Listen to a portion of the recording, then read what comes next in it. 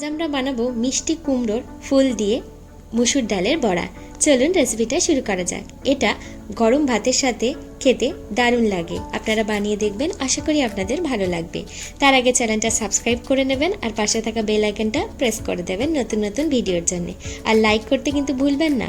চলুন দেখে নিই কী কী লাগছে। এখানে মুসুর ডালটাকে ভালো করে ধুয়ে ওভারনাইট ভিজিয়ে রেখেছিলাম, সাথে একটা কাঁচা লঙ্কা আর ফুলগুলোকে ভালো করে কেটে নিয়েছি, সাথে পেঁয়াজ কুচি আর লঙ্কা কুচি।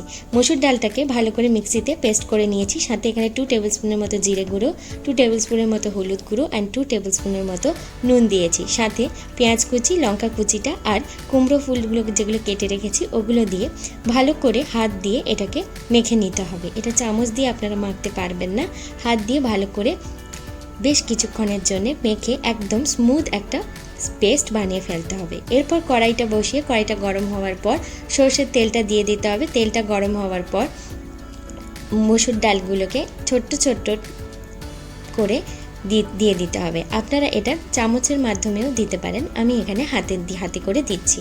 একটু ভাজা ভাজা হয়ে যাওয়ার পর হালকা করে ধৈর্য সহকারে এটাকে উল্টে উল্টে দিতে হবে এবং ওপর থেকে হালকা হালকা করে প্রেস করে দিতে হবে। কিছুক্ষণের জন্য লো ফ্লেমে এটাকে ভেজে নিতে হবে। হালকা ভাজা ভাজা হয়ে যাওয়ার পর এগুলোকে আরেকবার উল্টে পাল্টে নেব। উল্টে পাল্টে নেওয়ার পর ওপর থেকে যদি মনে হয় তেল কম হয়েছে তাহলে ওপর থেকে একটু সরষের তেল ছড়িয়ে দেব। দিয়ে আরও কিছুক্ষণের জন্যে লো ফ্লেমে এটাকে ভেজে হালকা পোড়া পোড়া ভাব আসলে তুলে নিতে হবে।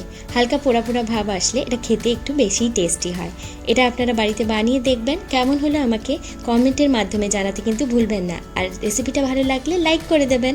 আমি পারো, আপনারা দেখছেন পারো রান্নাঘর। ভালো থাকবেন, সুস্থ থাকবেন, নতুন নতুন রান্না করতে থাকবেন। আর চ্যানেলটা সাবস্ক্রাইব করতে কিন্তু ভুলবেন না।